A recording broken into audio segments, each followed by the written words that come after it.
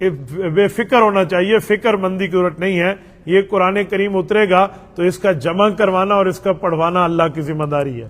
اس سے سمجھ آیا کہ اللہ تعالیٰ ایسے سینے پیدا کرے گا جو قرآن کریم کو یاد کر کے آگے پھیلائیں گے، ایسی زبانیں پیدا فرمائے گا جن زبانوں کے ذریعے قرآن اگلی نسلوں تک جائے گا، ایسے افراد پیدا کرے گا جن کی اولاد اللہ کے قرآن کو لے کر آگے چلے گی، اور اللہ تعالیٰ ایسی جگہوں کو منتخب فرمائے گا جن جگہوں میں کلام اللہ شریف کی تلاوت ہوگی اور اس کے پڑھنے پڑھوانے کا کام جاری ہوگا.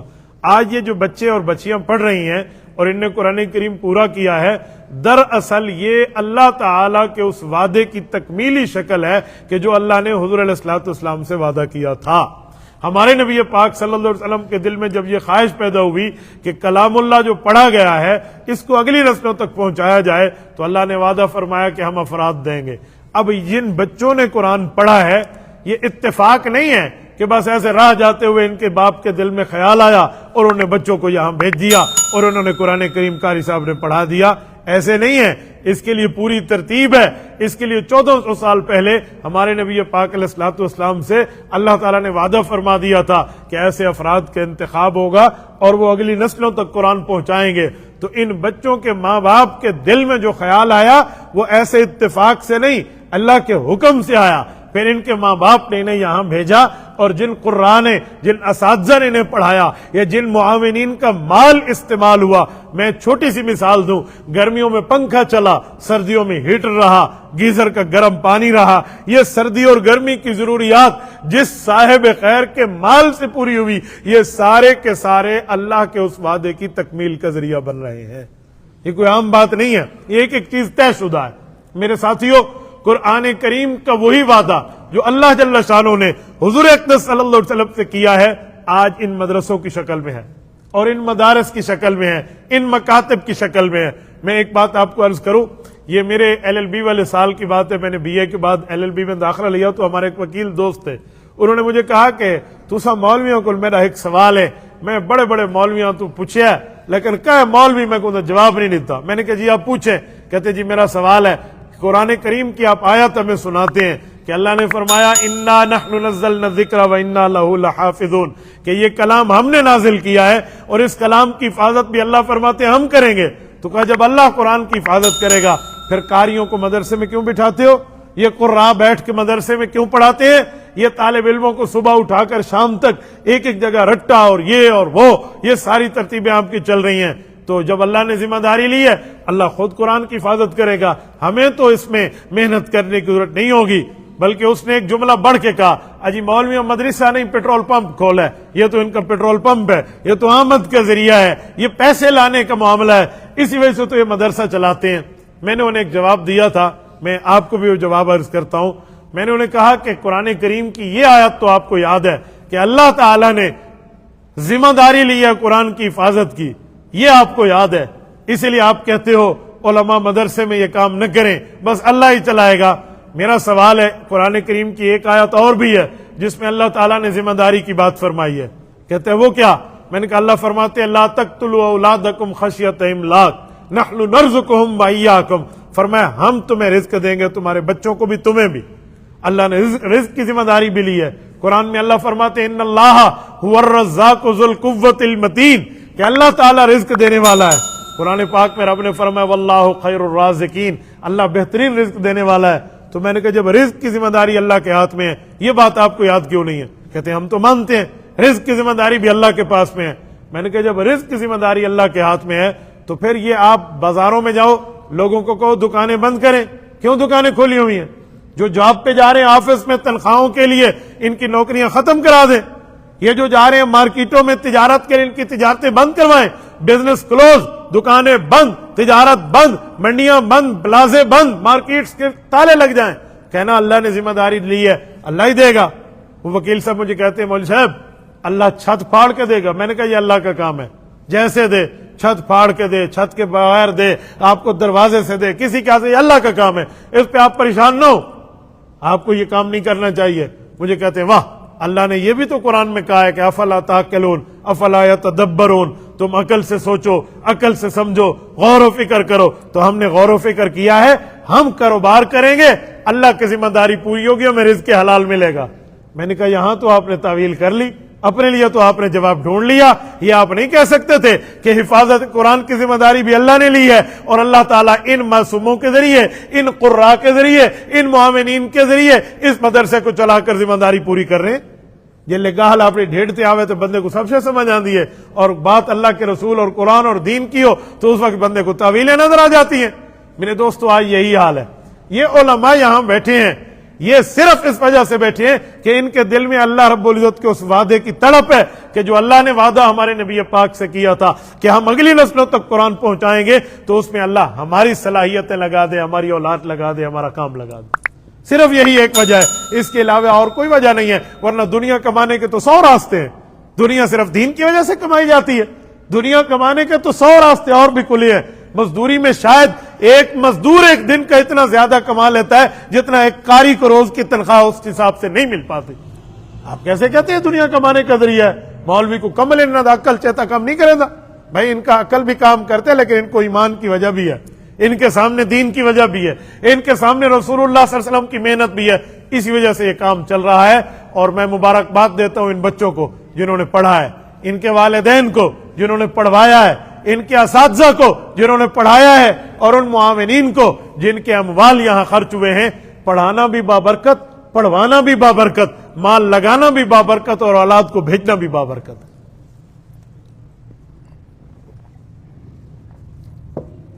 میں ایک بات مزید آپ کی خدمت میں عرض کرتا ہوں اسی قرآن کریم کی عظمت پہ۔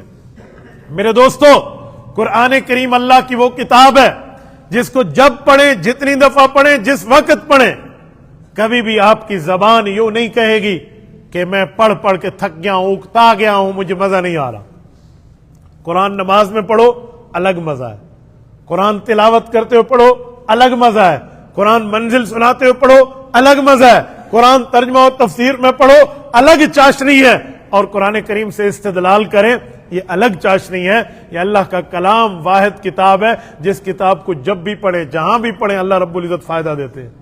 اور میں اس پر ایک جملہ آپ کو عرض کرتا ہوں، میں جس جگہ موجود ہوں، یہ ہمارے حضرت مولانا احمد شعیب صاحب دامت برکاتہم، حضرت مولانا مفتی محمد شفیع سرگودوی رحمۃ اللہ علیہ کے شاگرد ہیں، میرے والد محترم بھی حضرت مفتی محمد شفیع سرگودوی رحمۃ اللہ علیہ کے شاگرد ہیں۔ ابا جی ایک واقعہ سناتے تھے، یہ میں نے حضرت جی مولانا احمد شعیب صاحب سے اس کی تصدیق کرائی تو کہنے لگے جی ہمیں یاد ہے یہ بات کہ مدرسے میں یہ کام ہوا تھا۔ حضرت مفتی محمد شفیع سرگودوی رحمۃ اللہ علیہ نے والد صاحب کو فرمایا کہ یہ میرا دوست ہے، اس کا بیٹا بیمار ہے، یہ دنیا جہان میں اس کو گھما کے آیا ہے، ہر جگہ اس نے گھمایا ہے، اس کو کسی ڈاکٹر، کسی طبیب، کسی حکیم سے اس کو صحت نہیں ملی، اور یہ آیا کہتے دم کر دو۔ تو مجھ سے فرمانے لگے کہ مجھے ہمارے بڑوں کی طرف سے اجازت ہے، وہ اجازت یہ ہے کہ جو سورت تغابن ہے اس کو پڑھ کے ہم بخار والے پہ پھونک دیتے ہیں تو اللہ رب العزت اس کو صحت عطا فرماتا ہے۔ پتہ نہیں 11 دن کا ہے یا 40 دن کا۔ والد صاحب کو کہا کہ میں آپ کو اجازت دیتا ہوں، آپ جاؤ اور 11 دن یا 40 دن تک روزانہ عصر کے بعد اس کے اوپر پھونک کے آ جاؤ، یہ آپ کو اجازت ہے۔ ابا جی کہتے ہیں میں چلتا رہا، روزانہ جاتا، پھونک کے آ جاتا۔ جب وہ مدت پوری ہوئی تو میں 1-2 دن گزرے نہ گیا، میں کمرے میں بیٹھا تھا، جمعے والا دن تھا، حضرت مفتی محمد شفیع رحمۃ اللہ علیہ کا فرستادہ آ گیا کہ جی بلاؤ محمود الحسن۔ میں پیش ہوا، جی حضرت استاد جی۔ فرمانے لگے یہ تو مٹھائیوں کے ٹوکرے آئے ہوئے ہیں، اس کے بیٹے کو اللہ نے شفا دی ہے، یہ آپ بھی کھا لو اور باقی طلباء کو بھی دے دیں۔ کہتے مٹھائیاں بٹ گئیں، اس بندے نے دعا خیر کی، وہ چلا گیا۔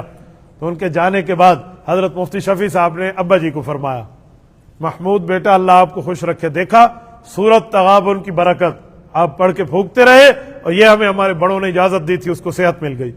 ابا جی کہتے ہیں میں نے حیران ہو کے پوچھا حضرت کون سی سورت؟ کہا سورت تغابن۔ کہا آپ نے مجھے تغابن سورت فرمائی تھی؟ کہا جی ہاں۔ کہا میں تو سورت دخان پڑھ کے روزانہ پھونک کے آتا تھا، اور روزانہ سورت دخان پڑھ کے پھونک کے آ جاتا تھا، میں تو سورت دخان کا دم رکھتا تھا۔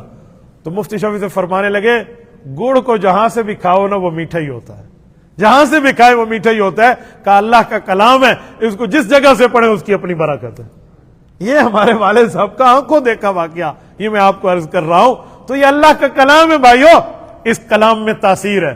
اور میں اس پر ایک بات اور بھی آپ کو عرض کروں، علامہ تفتازانی رحمت اللہ علیہ ایک بہت بڑے بزرگ گزرے ہیں، ان کو بادشاہ نے بلایا جب بادشاہ مایوس ہو گیا ڈاکٹروں سے، کہ جی مجھے یہ پھوڑے میں صحت نہیں ملے گی, یہ تو کہیں سرطان کا پھوڑا ہوگا اور میں مر نہ جاؤں. تو انہوں نے کہا او مولوی صاحب ہے, اس کو بلائیں, وہ دم کرے گا, بڑی عزت احترام کے ساتھ اس کو بلانا پڑے گا, آپ کو صحت ملے گی. تو بادشاہ نے اپنی سواری بھیجی, شاہی سواری پر علامہ تفتزانی کو لایا گیا. آؤ بچوں, ہٹو بچوں کی صداؤں میں, آؤ بھگت کے ساتھ عزت احترام سے لایا گیا. تو انہوں نے آ کر بادشاہ کو دم کیا اور جانے لگے. جو ڈاکٹر ٹھہرے تھے نا, جو حکیم طبیب تھے, وہ سوچنے لگے کہ بادشاہ نے روزانہ ہم سے علاج کروایا ہے, ہمیں تو اتنی عزت نہیں دی جتنی عزت اس مولوی کو ملی ہے. اب مولوی کی عزت نہیں تھی, وہ دراصل عزت اللہ کے قرآن کی تھی, وہ قرآن کی برکت تھی. تو ان میں سے کچھ حضرات آگے ہوئے اور انہوں نے آ کے کہا آؤ یہ مولوی صاحب کو کھیڑاؤں تو صحیح, دیکھیں اس کو چھیڑیں کیا ہوتا ہے. انہیں آ کہا مولوی صاحب ایک بات ہے. کہا جی پوچھو کیا ہے. اب یہ شاہی سواری پہ بیٹھے ہیں, وہ نیچے ٹھہرے ہیں.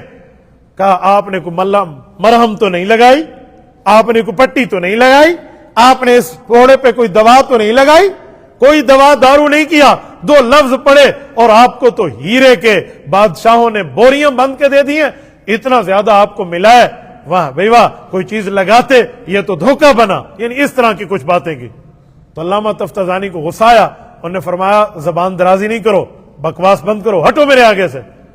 تو ان طبیبوں کو زیادہ غصہ آ گیا. انہوں نے جا کے بادشاہ کو شکایت لگائی کہ جی مولوی صاحب نے ہمیں گالیاں دی, ہماری انسلٹ کی, ہماری توہین کی ہے. تو بادشاہ نے بڑی عزت احترام سے ہاتھ باندھ کے دوبارہ حضرت کو بلوایا اور کہا کہ شیخ آپ نے ان میرے طبیبوں کو گالی دی ہے, یہ بیچارے پریشان ہو گئے ہیں, انہوں نے تو آپ سے صرف سوال پوچھا تھا. تو علامہ تفتزانی نے فرمایا کہ بادشاہ میں تو تمہیں عقل مند سمجھتا تھا, تیرے پھوڑے سے پہلے تیرے دماغ کا علاج کرنا چاہیے. بادشاہ پریشان بھی مولوی اور میں کو نہیں چھوڑا. انہوں نے کہا میں نے تو ان کو جواب دیا ہے, انہوں نے سوال کیا, میں نے ان کو جواب دیا. تو انہوں نے کہا حضرت آپ نے کیسے جواب دیا؟ انہوں نے تو پوچھا کوئی مرم شرم لگاتے, کوئی پٹی لگاتے, کوئی دوا دارو لگاتے, آپ نے کچھ نہیں لگایا اور آپ نے تو لفظ پڑھے ہیں, تو اس کا فائدہ کیسے ہوگا؟ کہ یہی تو میں نے جواب دیا کہ آگے سے ہٹو, بکواس بند کرو, زبان درازی نہ کرو. کہا حضرت یہ کیسا جواب ہے؟ کہا اوے بادشاہ تمہیں نہیں سمجھ آئی, میں نے بھی تو لفظ بولے ہیں, میں نے کوئی تھپڑ تو نہیں مارا, میں نے بھی تو لفظ منہ سے نکالے ہیں, میرے الفاظ میں اتنی طاقت ہے کہ یہ لوگ لال پیلے ہو گئے, ان کی طبیعتوں پہ بوجھ آ گیا, ان کی صحت ملال پہ آ گئی, اس میں لال ہوا اور یہ غصے میں لال پیلے ہوئے. تو تفتزانی کے لفظوں میں اتنی طاقت ہے کہ جو صرف بولے سامنے والے پہ اثر آئے. احکم الحاکمین, ارحم الراحمین, خالق کے کائنات کے کلام میں کوئی اثر نہیں ہے کہ اس سے صحت کا اثر آئے گا. تو انہوں نے کہا اوہو انہوں نے تو بڑی پتے کی بات کی ہے, واقعی کلام میں اثر ہے. کہتے میں یہاں سے کسی کو اچھا کہوں وہ خوش ہو جائے, کسی کو برا کہوں پریشان ہو جائے, ہمارے لفظوں میں طاقت ہے, اللہ کے کلام میں طاقت نہیں ہے. تو میرے دوستو یہ چند باتیں میں نے اس بنیاد پہ آپ کی خدمت میں کی ہیں کہ یہ کلام اللہ اپنے اندر اثر رکھتا ہے. اس پوری گفتگو کا خلاصہ, اپنی اولاد کو قرآن پڑھاؤ, اپنی اولاد کو قرآن سمجھاؤ, اپنی اولاد کو قرآن کریم پڑھانے کے لیے آگے لے جائیں.